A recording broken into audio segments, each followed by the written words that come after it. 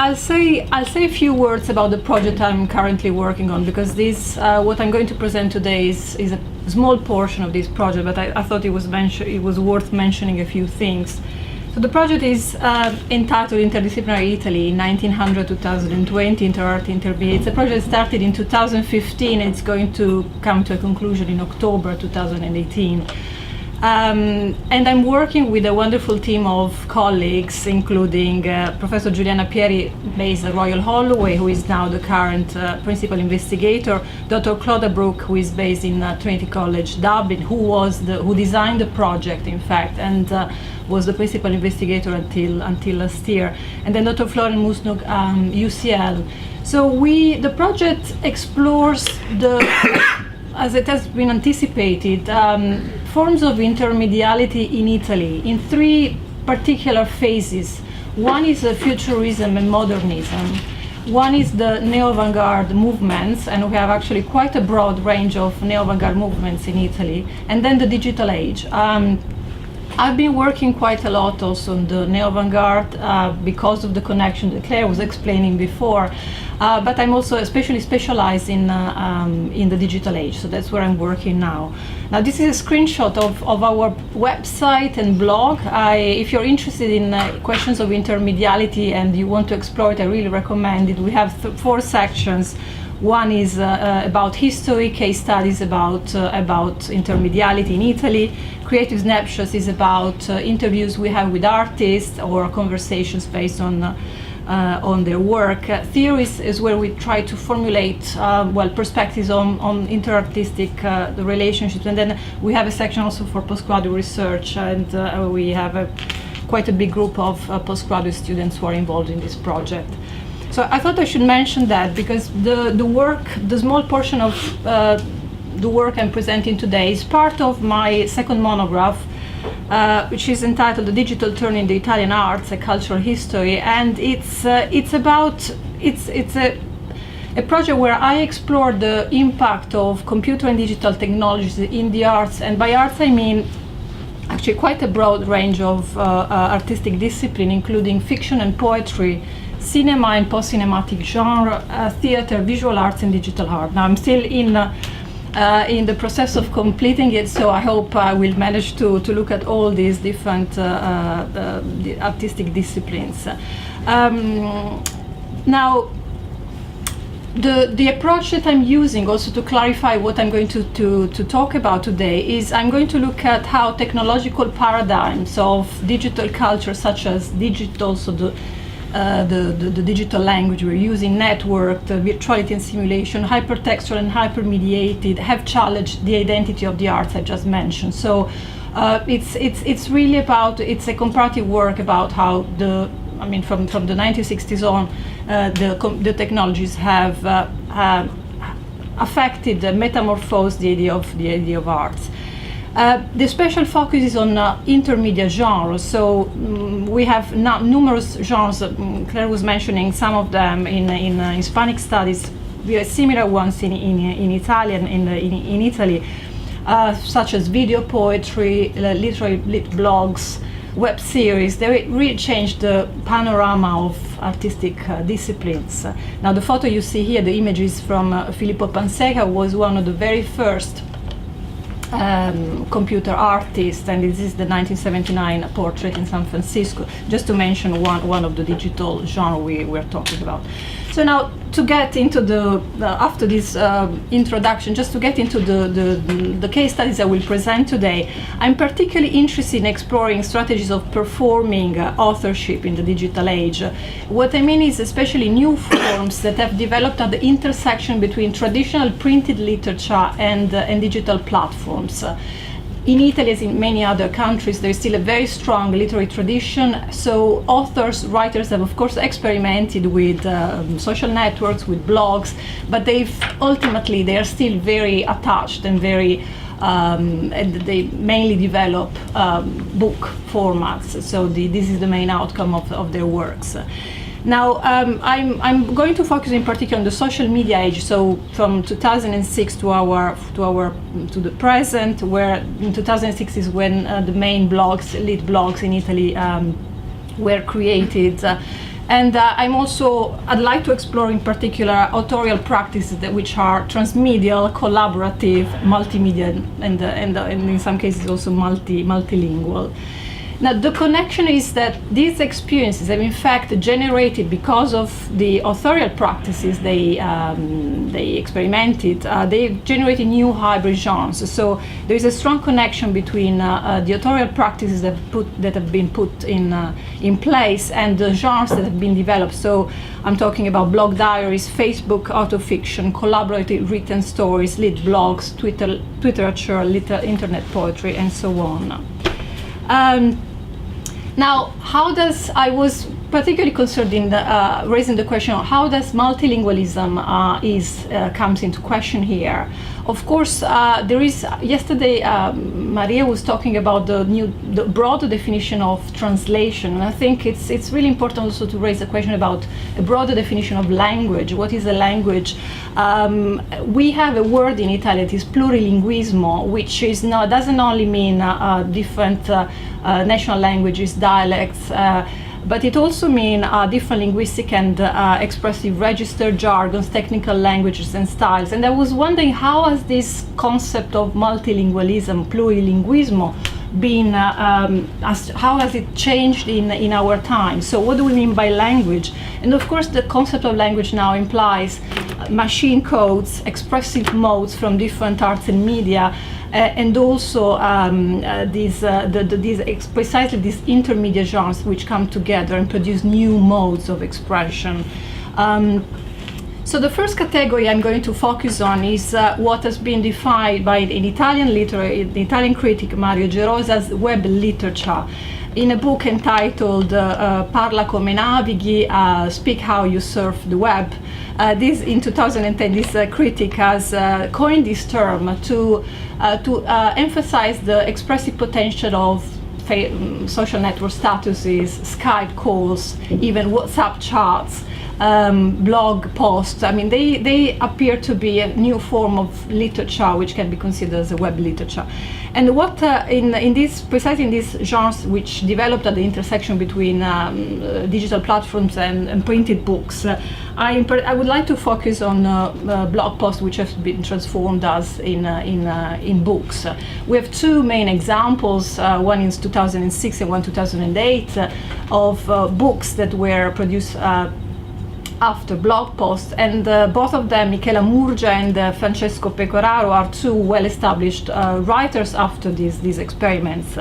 The first book by Michela Murgia, Il mondo deve sapere, the world must know, was based on a blog, and then it actually was an award-winning book after these experiments, and then it was, as I will explain, it became also transmedia narrative in other forms. And quite a different example is Francesco Pecораro's Queste altre preistorie. There is a different use of blog posts and different use of considering this space of writing as a starting point for something else. So let's start with Il mondo deve sapere. It is a story. First of all, it is, as I said, it was based on the blog post Michela Murgia wrote in 2006, before the publication actually, so a couple of years earlier, and it is based on her autobiographical experience as a call center operator. So this is how she started her experience. So as a blogger, describing her work experience in this really alienating company, Hoover company called Kirby, where she was working as a call center operator. The book is basically transposing the blog post into a printed form, so keeping first of all the same sequence, chronological sequence, keeping also the very brief format of the blog post, keeping also the same language. So there is basically almost an adaptation, a full adaptation of the blog in the book. It is particularly interesting as a multilingual experiment because we have what the language combines is the anti-language of the multinational company, together with the dialogues that she was having on the phone with the customers. And then also a very ironical use of the language that she, as a writer, was employing to as a kind of resistance and counter defense towards this anti-language that was imposing and also somehow exercising a brainwashing on all the workers of the call center. Now this book has been, when it was published, it was still considered within the realm of literature. In fact, it connected to a tradition of Italian impegno, commitment, and engagement, because it was basically talking about, well, this really terrible condition of precariat in Italy, just following the Biagi law in 2003, where there was the widespread of these contracts, so-called Coco Pro, short-term contracts. But it is it's considered as a milestone of precariat fiction together with other novels of the time. But it is actually quite an interesting example of an intermediate genre, precisely because it is not really a diary. I mean, the novel, the etiquette of novel, does not really apply to this book, and neither does the label of diary. So it is actually something that is worth reconsidering as an intermediate genre. And also, it developed as a transmedia form of storytelling. It was adapted into a film by Paolo Virzì, Tutta la vita davanti, and then in a theatrical performance, which has actually lasted for some time. And this has contributed also to the authorial identity of the author, who started as a blogger but then has become, after this experience, an established writer, going through first experiences of politician. She has been active as a politician as well. Now, quite a different example is the book by Francesco Pecoraro, because in this case, first of all, it is a series of stories about chronicles about everyday life with a sense of apocalyptic despair and the sense of chaos about modern contemporary life.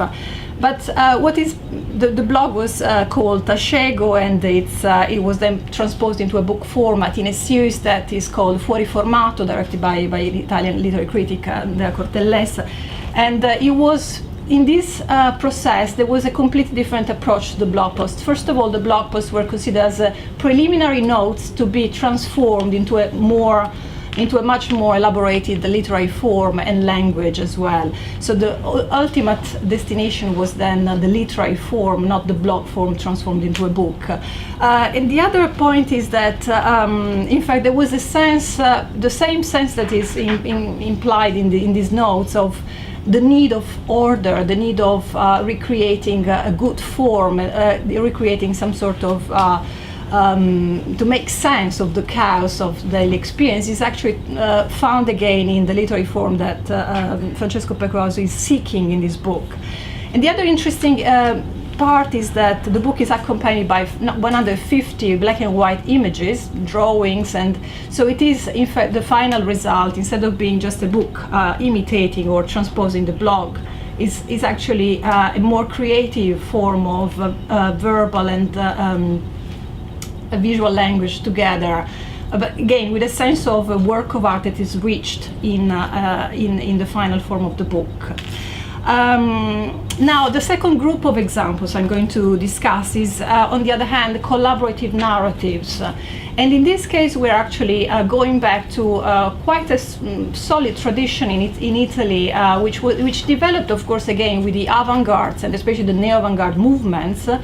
But which has found a new development in the network culture of the 1990s. In Italy, there was the widespread of social centers, and the first experimentation with computer technology was also happening in these social environments. So what did they do with the concept, the paradigm of networking? Well, first of all, there was a sense, also a connection between the ideological value of collectivism, which again was rooted in an Italian tradition of course, of left-wing tradition. Thank you. And then of sharing. So it was the idea of authorship was based on this value. But also they have these two, especially Wu Ming, which I'm going to discuss a bit more extensively, was based his work on, as always, explored all the relationships between media, culture, and technology. So from the bulletin board system, and then they moved to they started a blog. They have explored all possible social networks, but also with somehow applying a selection. For example, they're not on Facebook, they use Twitter. They have very considerate and reflective approaches to social media in general. So it's with a critical approach to them. But they've been really pioneering transmedia culture in Italy because, first of all, they introduced Henry Jenkins' convergence culture. They wrote the preface, the foreword of the book, and one of the very first experimentation they had was precisely following this publication in Italy, and it was applied to a novel. Now, the one group is Wu Ming. I'm going to talk about it in a moment. The other one is somehow a group that was working with them. They're called Scrittura Industriale Collettiva, abbreviated as SIC, and they've also experimented with collective writing, but in a different way, as I'm going to explain. So first of all, now there are two different examples because Wu Ming was developed as a subset of the Luther Blissett movement, which probably some of you know already. They published in 1999. They published a book quite famous and translated in multiple languages, which was Q. And then they started with a series of historical novels, again, which were translated in different languages. And even in the novels, the idea was that of rewriting history from different perspectives, the perspective of the others, the perspective of those who haven't had a voice in historiography, so in the writing official histories. Now,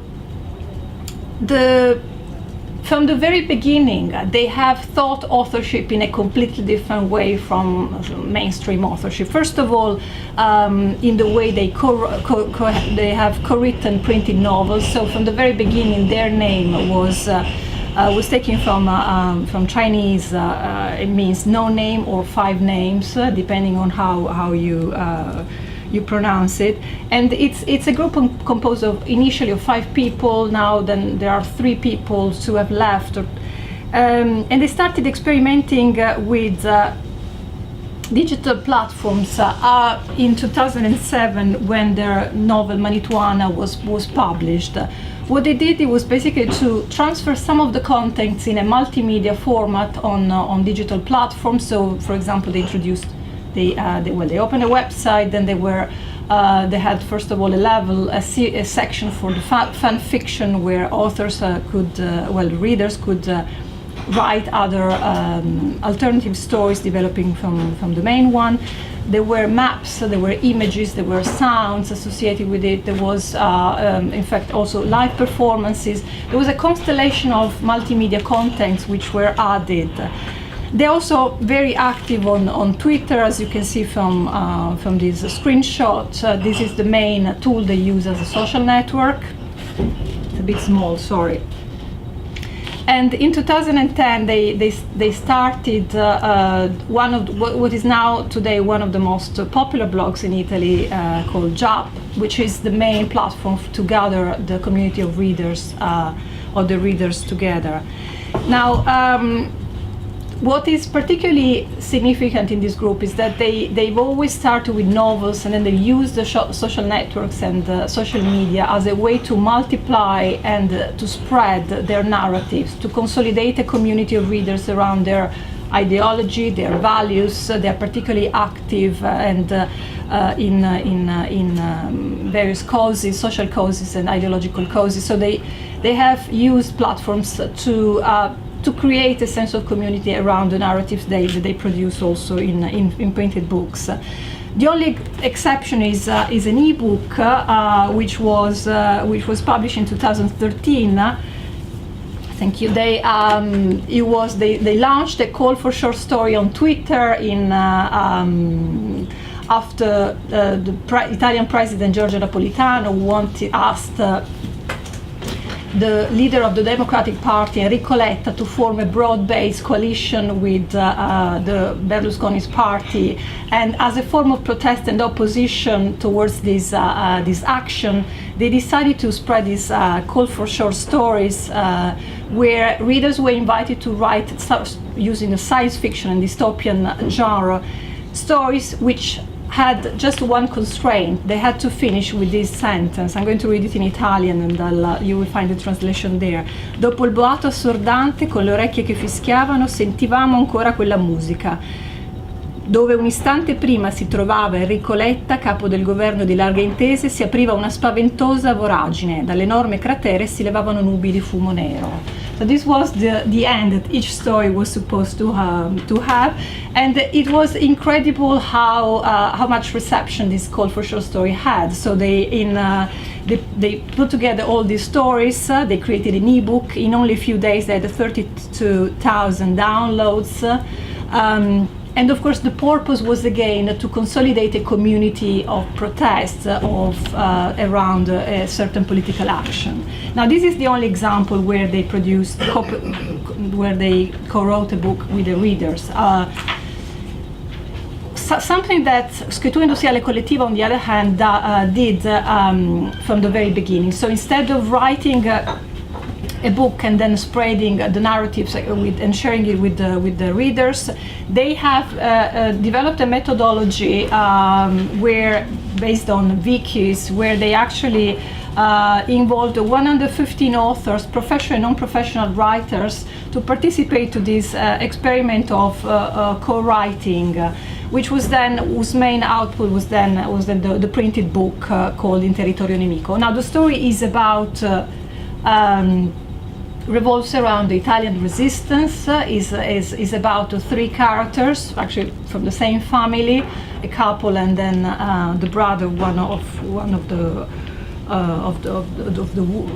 woman's brother is, and they actually, what happens is that during the Second World War, in the years of the resistance, they take different existential paths during that period, and then they gather again at the end of this experience, of course, with different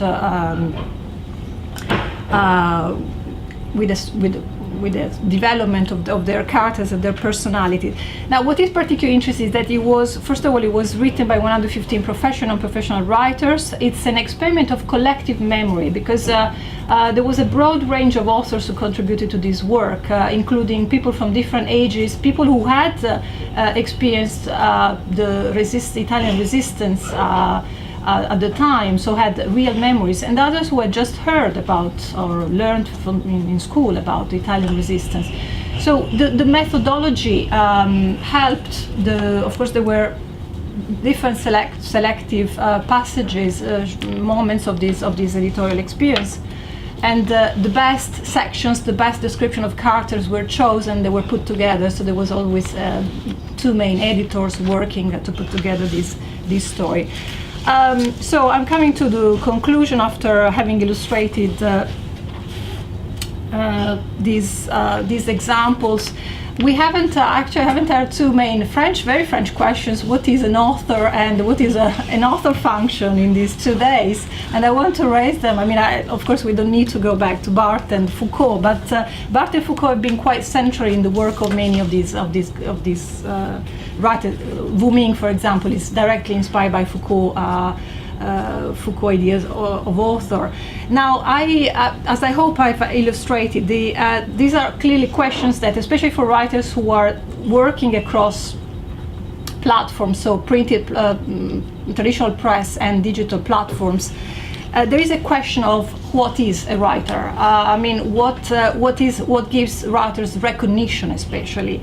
We have seen there are many alternative forms of authorship that have emerged in the last few years that are based on different paradigms of the digital age, whether it is networking, new understanding of languages, available new audiences as well to involve. So not only a broader idea of readership, but there is also, I think, a main big question about recognition, because all of them end up writing books. There are quite lively debates at the moment, critical debates in Italy about who is a legitimate writer, and also there is a clearly different formation, a different way of developing languages as well, experiences.